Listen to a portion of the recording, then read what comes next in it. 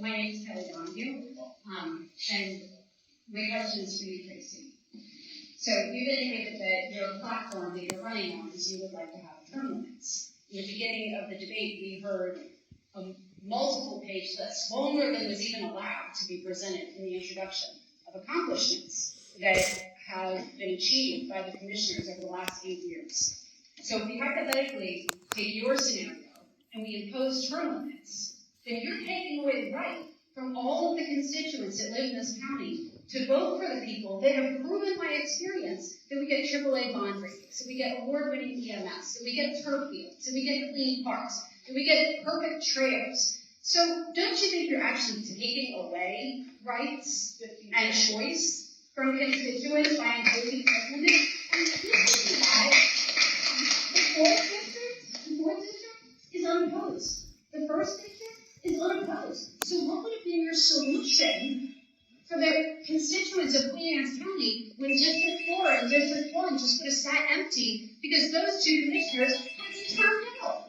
You know, I have sat in these rooms for over 10 years now, listening to people like Barry and people like Tracy. And needs to stop speaking. And now we need to listen to the. Okay. So yeah. Thank you. You want to go first? Well, let's see you, so Tracy, go ahead. Yeah. Okay. So yes, Kelly, you're right. But as you see, there's 5 commissioners. There used to be 3, and then they went to 5. So I will vote, but sometimes I will not get that right to vote, just like what happens here. Not all 5 vote together, do they? And they don't. And I will serve and learn, and the same thing here. When they went in, do you think they knew all the answers? I don't think so, right? But you learn and you listen. And I've lived here 27, 28 years, and my husband served, and I've served, and I've helped everyone get in. Helped on even Gene and I. When Gene won and Jack really got in, I was there for all of that. So I know about serving others, and I serve the community. And if they have a choice and a voice, they'll pick who they want. And that's the bottom line. You mentioned my name. What was it you were saying?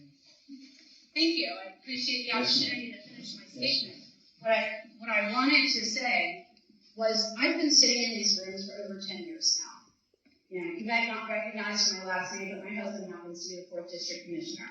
So local government, how it is operated, the importance of it, the importance of knowing how to run a $210 million budget. This is not a beauty pageant or a popularity contest. That's why we have Jeff Wright, and that's why we have a lot. Whoa, she's talking. Yes. Okay, I'm sorry.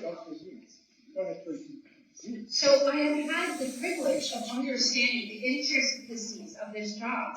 And as a constituent, I find it to be imminently frustrating at election time to see challengers come in and stand on a platform and say, I'm going to cut income taxes and I'm going to cut property taxes, but I'm going to build you firehouses and I'm going to build your hospitals, I'm going to build your schools. So Barry, my question for you is, what services, when you cut income tax and you cut property tax, are you going to be cutting ambulance services? Are you cutting roads? Are you cutting parks? Are you cutting services to seniors? What services will you I have the budget right here. I'm glad you asked. So the county budget, the county commissioners is elected $700,000. Where is that money being spent every year? Anybody know? $700,000. It says it right in the budget. This is all I have. This isn't an open book test for me.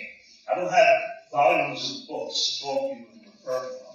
This is right from here. What I have actually filled with this. I wrote, where's Bucky? That's what I wrote, right? And he said, no. Okay?